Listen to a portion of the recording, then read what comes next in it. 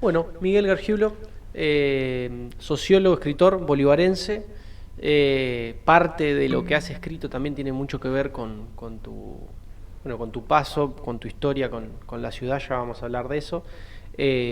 Gracias por venir a Presente Noticias y un poco la idea era tener un momento de charla para repasar algo que has construido a lo largo de tu vida y que es un insumo para muchos, así que bueno, espero que también te sientas cómodo. Desde luego me voy a sentir muy cómodo, te conozco desde que eras chiquito y conozco el medio, así que estoy en casa. Sos un lector de Presente. Soy un lector de Presente permanentemente, cotidiano. Bien, bien. Bueno, Miguel, pasó un 24 de marzo hace poco y ya tenés muchas cosas escritas, pasó un 2 de abril y también tenés muchas cosas escritas al respecto. Yo tengo poca cabeza para hablar de fútbol, pero sé que también tenés cosas escritas. Contame, ¿cuándo fue el primer libro? O sea, lo primero que escribiste, sea libro, sea ensayo, sea, lo primero que escribiste que recuerdes, vinculado obviamente a esta ciudad. Debiéramos hacer una distinción entre origen y comienzo, porque en los orígenes de mi escritura, más o menos publicable, está ya por los 80. Pero en formato libro en los años 90, a principios de los años 90, exactamente, ahora no me acuerdo. ¿No recordás qué Pero era? el primer libro sí, es un libro de cuentos, a principios de los años 90. Yo había ganado un certamen en los Panamericanos de Mar del Plata. Sí. Se hicieron los Panamericanos de deporte y concomitantemente Los culturales, en digamos. el 90 y pico, 92, 94 exactamente, ahora no lo tengo, se hizo un encuentro panamericano también de escritores y bueno, me tocó en suerte, supongo que por sorteo y no por condiciones, ganar en relato. Y a partir de ahí surgió desde el diario La Mañana la publicación del primer libro. Y así apareció Donde nos encontremos, que así se llamó El título del ese primer libro. Sí. Que eran búsquedas que venía haciendo en el diario desde hace, por eso te decía, en formato libro es una cosa, pero el origen es muy anterior, porque son textos que yo había venido escribiendo en el diario de La Mañana durante muchos años. Y los recopilaste en libro. Se recopilaron en el libro, en el primer libro, sí. En el 80 decís que no te acordás qué fue lo que... O sí, lo que publicaste. En los 80, en realidad participaba, me tocó ganar también la Fundación Gibré, estas cosas de los premios que me da un poco de pudor contarlas. No pasa nada. Porque no tiene mucho sentido si uno gana el Pulitzer como periodista o el Nobel como escritor, pero ganar esto. No es que lo bien, desdeñe, pero es no. parte de tu trayectoria, de cómo arrancaste y... Lo comento porque tiene que ver con la escritura, con Claro. lo que yo publicaba, enviaba eso, se publicaba en el diario. Siempre tuve vínculos con la escritura a través de que mis trabajos estaban relacionados con la escritura. Allá por los 80 en el diario La Mañana, hasta los 90, y de hecho escribí hasta hace unos años en el diario, siempre como colaboración. Bueno, en Presente Noticias cada tanto te invitamos también. Y perdón que sigo retomando esta época, vos ahí ya te habías egresado, ya habías... No. Yo me fui a estudiar a los 31 años. Yo estaba estudiando filosofía en Pehuajó, después estudié sociología en La Plata, bueno, me quedé a vivir en La Plata. ¿Qué no te gustó de filosofía? ¿O por qué No, dijiste, porque me querías apareció otro? un trabajo hermoso en La Plata, en una fundación FACIBA, Fundación para Acciones Solidarias e Investigación en la Provincia de Buenos Aires, así se llamaba la fundación. Supongo que debe estar todavía una fundación que trabajaba con los barrios y con el trabajo de investigación, ahí tenía entrada yo. Así que afortunadamente tuve esa suerte. Néstor Sarlo, un hombre de acá de Urdempilleta, que no, desde luego hace 60 años que vive en La Plata, 50, él fue el que me ayudó a entrar y bueno, y gracias a él tuve la oportunidad de crecer allá. Y ya que estaba, aproveché y me metí en sociología. O sea, no continuaste filosofía en La Plata. No, soy un lector asiduo de la filosofía. y absolutamente desconectado de la sociología. Absolutamente. Solo dando clases. Claro, lo estudiaste, das clases, trabajás. Claro, a veces no lees autores casi, ya. No hago encuestas porque Claro. no me gustan, entonces estoy desvinculado, pero sí la lectura, te diría que diaria, de filosofía, eso te lo garantizo. Pero es un vínculo de amor, más que precisamente de allí, ¿no? Filósofos, amor al saber. Un vínculo de amor que tengo con ese tipo de narrativa literaria. ¿Podrías explicar, porque a veces parece difícil, qué hacen los sociólogos? Digo, por naturaleza, después se va ramificando y se hacen otras cosas, de hecho vos las has hecho, pero... Hay dos tipos de... A ver, hay múltiples maneras de abordar el ejercicio de una profesión.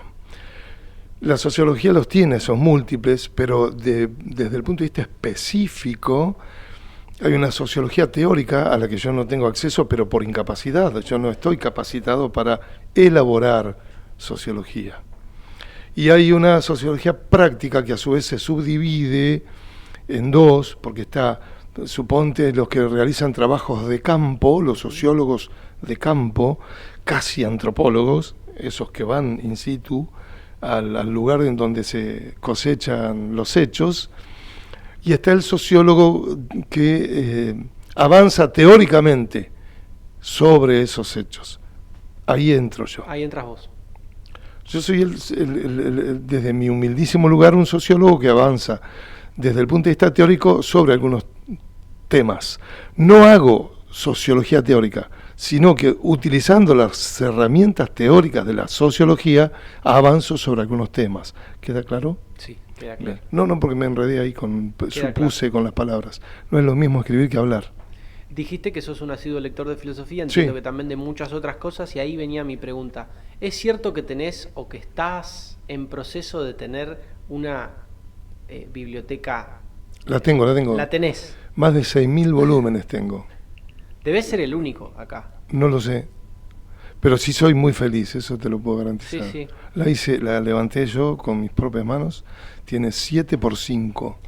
Y ya la tenés lista, Ya está sí. funcionando. De hecho, como estoy tal. escribiendo una novela ahora ahí adentro, muy feliz, muy linda, quedó completa. ¿Cómo ordenás? Al tuntún.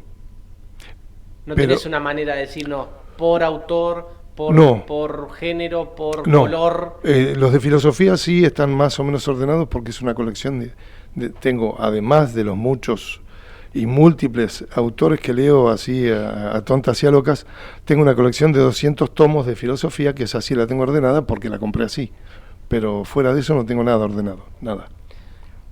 ¿Cómo ha sido tu vínculo de la profesión de la sociología, de la escritura, con Bolívar? Mi vínculo con Bolívar ha estado casi, te diría, con alguna salvedad muy pequeña, cuestiones vinculadas a un nicho histórico que es el de la dictadura. Desaparecidos y Malvinas. He escrito los libros de los desaparecidos y he escrito uno de los libros sobre Malvinas. Se llama Malvinas, su historia, nuestros héroes, tiene unas 400 páginas, y yo recopilo la historia de Malvinas desde 1494, es decir, 2 años después de la llegada de Colón, de la primera llegada de Colón, y hasta el 2012, en que lo publiqué. Esos 500 años de la llegada de Colón. De 1494 es algo más de 500 años. Sí, 600, no, 500 y moneditas, 520, por ahí. 518, que si no hago mal los muchas cálculos. cosas de esas ya estaban escritas, Por y supuesto. otras vos las escribiste de cero porque reconstruiste cosas. Lo que hice tiene 2 partes ese libro, que es una suerte de historiografía con algún grado más de extensión de lo que ha sucedido con el tema Malvinas a lo largo de estos tiempos, desde el Tratado de Otter de Sieyes, traducido al castellano Tordesillas, ¿te acordás de la secundaria? Ahí donde España y Portugal se dividen los nuevos reinos conocidos, y establecen una cantidad de millas marinas, de leguas marinas, dicen, bueno, hasta acá es para mí, dicen los portugueses, y de ahí para el oeste es para ustedes. Como no conocían mucho más, pensaban que no había mucho más, y se quedaron solo con Portugal. Portugal se quedó solo con Brasil, y el resto le quedó para España. Entonces, de allí que Malvinas forma parte de la corona española. Con las sucesivas marcas que ha tenido nuestro país hoy, Argentina, las Provincias Unidas de Río de la Plata, el Virreinato y idem hacia atrás, Malvinas son por derecho histórico Argentina. Esa es mi tesis central en el libro, por eso me voy hasta ese momento a historiar. Bueno, pasó absolutamente... Todo esto que te cuento no lo sabe nadie porque es un libro no leído, ni en los colegios. De hecho, nunca me llamaron por un 2 de abril por ese libro. No sé si por ese libro, pero voy a recordarte que en el año 2012 o 2011, Centro de Estudiantes del Colegio Nacional, que yo estaba, fuiste con Caco López y 2012 debe haber sido. Ortega. Ramiro Ortega nunca estuve con él, no. No, es que fueron por separados a aulas distintas y después hicieron como una instancia colectiva y conjunta. Bueno, eras vos, Caco, y no... y si no era Miki Francisco, no, tampoco. Bueno, pero ustedes dos eran. Puede ser, sí. Sí, igual no sé... Pudo haber sido, puede haber sido por Malvinas, porque, sí. Exactamente por sí, eso. Sí. ¿Y cómo fue después la construcción de lo otro? O sea, de la otra parte, venís, la historiografía... La otra parte lo que hice fue entrevistar... Yo tengo de paso me sirve para contar algo que ahí no hice. Pero ¿por qué no lo hice? Tengo una posición tomada frente a estas cuestiones de la dictadura, que es la siguiente: no repetir nombres. Me pasó en estos infinitos viajes que hice con el tema de los desaparecidos, porque me fue bien en el 2001 con un libro sobre Pablo Díaz, que acá no se leyó mucho, pero se leyó bastante ese libro, pero viajé mucho por muchos lugares. En uno de esos viajes estuve en Concepción del Uruguay, en una jornada de derechos humanos que me invitaron. Bueno, fui a dar una charla y después a la noche me llevaron de recorrida los organizadores por los lugares, por los sitios vinculados al terrorismo de Estado. Entonces me paré frente al monolito y me encontré con que allí estaba el nombre de Violeta Ortolani. Entonces comenté, Violeta Ortolani está en el monolito de Bolívar. Esa duplicidad, esa duplicación, mejor dicho, le da discurso a la derecha ramplona que dice que nosotros agrandamos las cifras, inflamos las cifras. Le da discurso muy ingrato para nosotros, pero visto desde una perspectiva un poco más seria, muy canalla. Ese discurso, porque no da lo mismo si son 100 o son 30.000, no da lo mismo que sean 30.000, porque ojalá estuvieran los 30.000 con nosotros. Lo que quiero decir que la discusión esencial es que no debió haber desaparecido ninguno. Ahora, no quiero colaborar con ese discurso, por eso no duplico nombres. Cuando voy a publicar este libro de Malvinas, me encuentro con que había 5 sobrevivientes de Malvinas que habían estado en suelo de Malvinas bajo fuego. A esos entrevisté, porque la lista es muy grande si entrevistás a todos los que estuvieron vinculados a la causa Malvinas. Claro, porque hubo mucha gente que estuvo movilizada, que estuvo en el sur, que estuvo arriba de un portaaviones a punto de salir, con toda la angustia que eso significa. Sí. Pero los límites específicos del libro me impedían avanzar, porque si un libro de 400 llevaba un libro de 8.000 páginas, 30 tomos imposibles, ¿no? Y dejé profeso afuera a un chico que después hizo justicia a José Castro, el chino, el periodista, contando su historia, que él nació en Bolívar, pero en Lobos hay una plaza, una calle con su nombre, de modo, mi idea era no replicar. Por eso te traje a colación aquel recuerdo que tengo del año 2001, 2002. Esto pasó 10 años después de lo que te cuento, de que no quise replicar. Y me he mantenido firme a eso. Si estoy equivocado, esa es mi forma de trabajar, sin ánimo de ocultar ni opalecer, pero sí con el ánimo de no darle discurso al odio. Cuando hablaste con los excombatientes sobrevivientes de Malvinas, ¿qué observaste? O sea, ¿qué balances hiciste al charlar con uno y el otro? Imagino que si bien estuvieron bajo el mismo suelo, han tenido después de Malvinas muy probablemente vidas distintas o visiones distintas también de lo que pasó. Sí, yo tuve fue muy breve, porque fueron 1 año y medio de investigación, 2, vinculado a ellos, venía con ese tema desde antes. De modo que las 8 o 10 entrevistas, 7 individuales que hemos tenido, 6, no sé, 5, qué sé yo, cuántas veces nos hemos reunido con cada uno para elaborar una suerte de historia de vida para poner en el libro. En aquel momento se venía un hecho trascendente porque era un número redondo. Me parece que daba para, digo, en el 2012, Sí. Daba para... Los 30 años. Claro, exactamente. Daba para profundizar un poco más de lo que se venía publicando históricamente en los medios, en las revistas, en el diario. Por eso el libro. Pero no avancé mucho más en cuestiones que me permitan ahora hacer una evaluación. Sí, te puedo decir que de todos recogí una idea casi única, que fue el hecho trágico de Malvinas sobre sus conciencias, ¿no? Ir a defender la patria bajo una dictadura, un oxímoro, una contradicción en términos. Defender indeseables que, de hecho, hubo gente que fue torturada por la misma conducción. Claudio López, Caco, que lo nombraste hace un rato, fue torturado en Malvinas por los propios militares argentinos. Los que mataban mujeres embarazadas para robarles los bebés, torturaban a los propios soldados en Malvinas.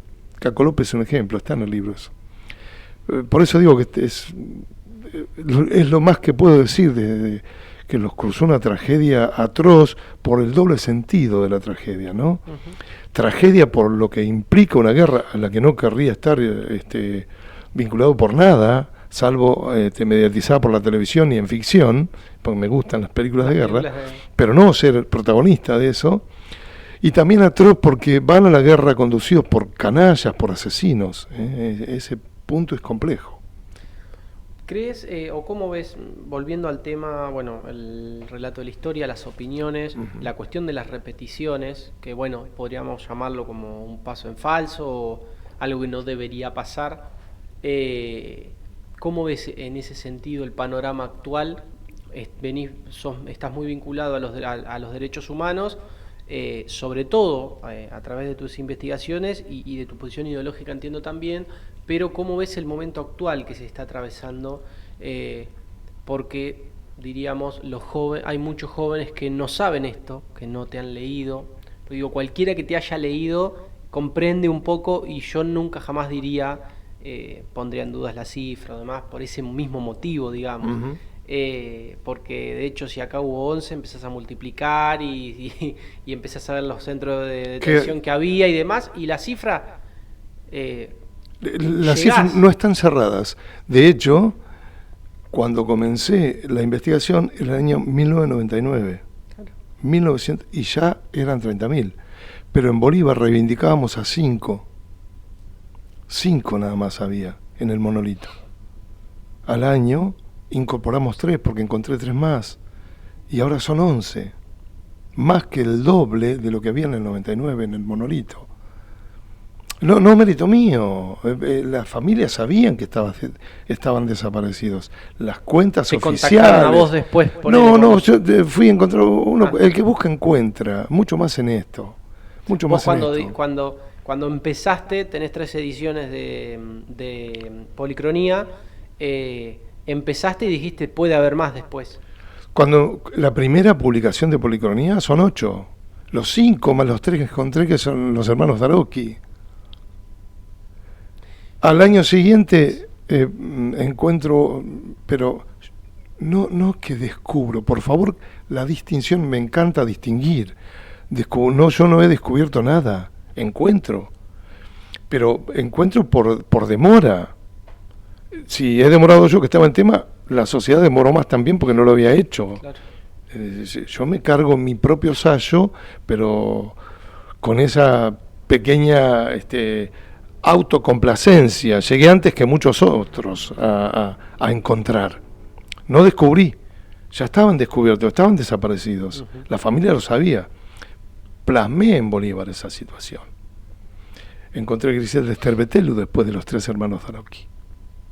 Y un tiempo después, 3, 4, 5 años después, encontré otro más, de Pirovano, Rufino Bugallo, y después encontramos otro más, a Rubén Santucho. Rubén Eldi Santucho. Y hay otros nombres ahí dando vuelta, hay otros nombres. Teresa Dulbeco, que no hemos podido, del mismo modo que te dije, trato de no replicar para no dar pie a ningún tipo de discurso canalla, tampoco me aventuro en aquello que no tengo constatado. Hemos investigado desde hace 10 años el tema de Teresa Dulbeco, 10, no 1. Y todavía no tengo datos fehacientes que indiquen que la secuestraron y que está desaparecida por el terrorismo de Estado. Sí, se perdió su huella, la familia perdió su huella en aquellos años de plomo, en el año 78, pero he entrevistado a familiares aquí en Bolívar, a todos, en La Plata, gente que ya ha fallecido incluso. No la vio más. No la veo más. Pasó por Bolívar escondida de no sé qué, no sabemos, dejó una notita. Yo hice una investigación, llego hasta el año 78 en su vida. Pero no tengo ninguna, he hablado, imaginarás que tengo trato con muchísima gente que hace lo mismo que yo. De hecho tuve acceso durante el periodo del doctor Dualde el Bueno, Luis Eduardo, juez de la Nación, secretario de Derechos Humanos, tenía carta blanca en la Secretaría de Derechos Humanos y tuve acceso a material que poco probablemente tenga acceso a todo el mundo. Bueno, yo tuve acceso, fue muy generoso conmigo. De hecho, me hizo el prólogo de un libro, el doctor Dualde. Lo mejor que tienen, yo he publicado 10, 12 libros, lo mejor que de mis libros publicados es ese prólogo. El resto está todo mal escrito, pero ese prólogo es maravilloso. Bueno, tenía la posibilidad de entrar y no encontré nada, ni siquiera allí, claro, que está todo. Por eso no lo publiqué, lo comento ahora con esta salvedad. No sé si desapareció forzadamente por terrorismo de Estado. Claro, igual en esa época reuniría todos los elementos. Entiendo, claro, lo importante que es constatarlo, ¿no? Pero sí, sin duda, sos periodista. Sí, por supuesto. No, que no nos pase lo de Jumbo. Sí. Chequeemos, ¿viste? Sí, totalmente. Y respecto a la situación actual, para no esquivarla, es pésima. Es pésima. Yo creo que estamos en el peor momento del negacionismo. Porque hay hombres en el gobierno que son negacionistas del terrorismo de Estado. Y bueno, es una discusión que tendremos que dar. ¿Cómo se discute eso? Porque hay versiones que dicen, bueno, o sea, hay visiones, puntos de vista, o sea, cómo se confronta, porque hay quienes también creen que, bueno, no hagamos nada, y hay otros que capaz plantean la respuesta directa, otros que dicen, no, hay que volver a recordar lo que pasaba en la dictadura, porque a veces son 30.000 y la militancia y el horizonte ideológico que tenían los jóvenes y demás, y hay otras personas que dicen, bueno, hay que decir que se tiraba gente viva de aviones, que, digamos, esas cosas, para volver a darle el manto de gravedad y de tragedia que tuvo. Para mí hay cuestiones que hay que ampliar, estoy muy de acuerdo con lo que planteas. Por ejemplo, cuando habla uno de terrorismo de Estado, lo que debe entenderse es que el único que no tiene derecho, ninguno tiene derecho, nadie tiene derecho a hacer terrorismo, pero el que menos tiene derecho es el Estado, porque te niega la posibilidad de tener derechos, absoluta y radicalmente. El Estado te impide acceder a todos tus derechos cuando hay terrorismo de Estado, ¿cierto? Te licúa la posibilidad, te convierte en un NN, salvo físicamente, en el resto total. mucho más cuando te desaparece ahí, incluso físicamente. De modo que desde el punto de vista jurídico el Estado está impedido, por eso se persigue el terrorismo de Estado y no tiene límite temporal su persecución, porque es lesa humanidad, es decir, no debió haber sucedido porque el Estado no puede hacerlo, no debe hacerlo, no puede ni debe. El otro terrorismo, el que uno podría marcar, decir, bueno, que puso una bomba acá, no sé, pongamos como ejemplo las bombas cercanas de la Embajada de Israel, eso es terrorismo. Bueno, eso está penado por el derecho tradicional consuetudinario. Se lo persigue, se lo encarcela, se lo persigue, se lo atrapa, se lo juzga, se lo encarcela, punto. Pero no se lo desaparece.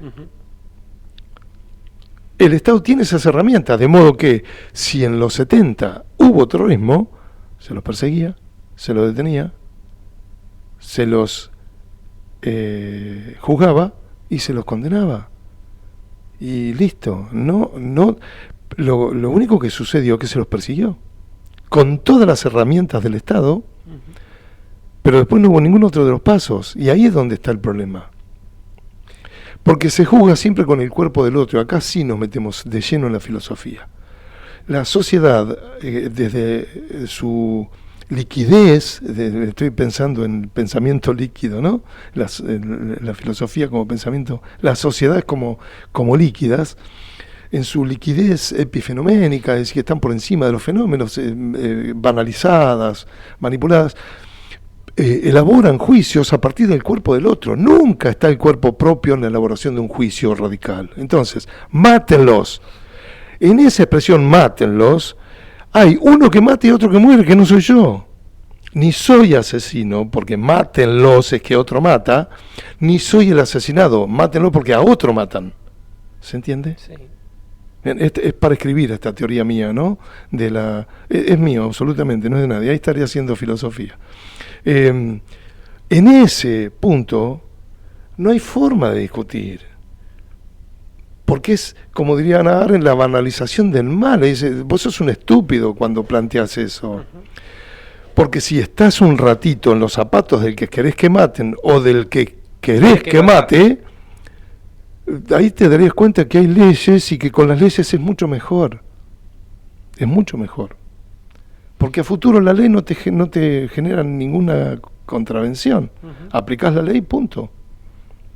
Leí una vez que Horacio Berbisky dijo, cuando la vicepresidenta Victoria Villarruel quiso hacer una actividad o impulsó una actividad en la legislatura porteña en reconocimiento de familiares de personas que murieron en manos de algún atentado guerrillero y demás, dijo que lo haga.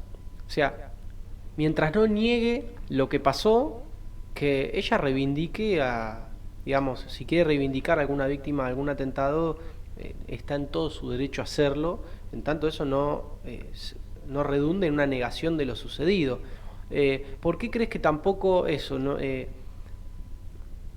o mejor dicho, crees que esa manera o ese impulso a la justicia puede llegar para aquellas personas que cometieron algún crimen contra, no sé, un militar, un jefe militar?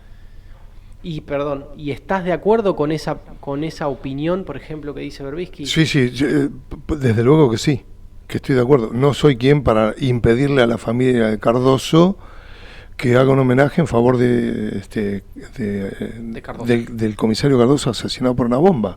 No, yo como diría Víctor Heredia, solo quiero la vida, en aquel disco maravilloso de los años 80. Y Víctor Heredia tiene una hermana desaparecida y él solo quiere la vida. Qué hombre descomunal. Prefiero citarlo lo quiero mucho a Berbisky, pero prefiero citarlo a Víctor Heredia con eso, ¿no? Sí, la traje a colación porque, bueno... No, pero estoy de acuerdo, estoy muy de acuerdo con eso. El punto es que no signifique eso la reivindicación del terrorismo de Estado. Ahora, ¿cómo le voy a impedir? ¿Quién soy yo? Nadie. De otra manera me estaría convirtiendo en un censor de prácticas que estoy pretendiendo para mí, no está ni por asomo en mi forma de pensar. Ahora, eso no es óbice para que yo diga todo lo que tengo que decir respecto al negacionismo o respecto de la reivindicación de la dictadura. Una cosa es hacer un acto en homenaje a algún caído porque lo quieren hacer y es tan legítimo como cualquier otra cosa. Y otra cosa es hacer un homenaje a las Fuerzas Armadas en el contexto del terrorismo de Estado. Porque eso está penado por la ley. Uh-huh. Pero no acá. En todas partes. En el mundo. O en todas partes donde hubo un hecho trágico de claro. características. No hay convivencia de otro modo. La única manera de cerrar heridas es si hay justicia. El lema de memoria, verdad y justicia no es un lema gratuito ni barato. Memoria para recordar lo que nos pasó, verdad para saber lo que nos pasó, y justicia para que lo que pasó no haya sido en vano. Entonces, no a la reivindicación del terrorismo de Estado. Ahora, después, si una familia quiere hacer un acto en memoria de su deudo, ¿por qué? De su familiar que ya no vive. Bueno, ¿por qué yo me voy a poner en censor de eso? Sé que tenés que ir, así que tenemos que cortar. Me dijiste que en tu maxi biblioteca estás escribiendo. ¿Podés decir que estás escribiendo? Sí, ¿por qué no? Yo escribo siempre. No, es que no recuerdo si alguna vez lo dijiste públicamente. ¿Qué es contenido? Lo que estás escribiendo? Sí. No. Estoy escribiendo una novela. Ya no dan los tiempos como para hacer investigación, sale mucho dinero. Uh-huh. No podría costear una investigación. No tengo financiación de ninguna especie, los hago a poncho. Siempre he pagado yo esas cosas, salvo cuando me publicó el Ministerio de Cultura, allá hace más de 20 años. De modo que me dedico a la ficción, que es más barata y a la única que tengo acceso para ejercitar esta pulsión a la escritura. Pero siempre escribo, desde un estado compulsivo en internet, hasta, por eso lo de compulsión, hasta... Novela para publicar. Vamos a ver qué sale. Sí, los últimos 10 días de Eva en contexto de la participación de 2 bolivarenses en una emisión. Bueno, pero esto tiene un grado de realidad.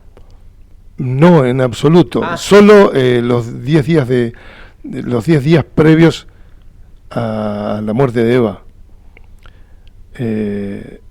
Desde el 16 de junio del 52 hasta el 26 de junio del 52.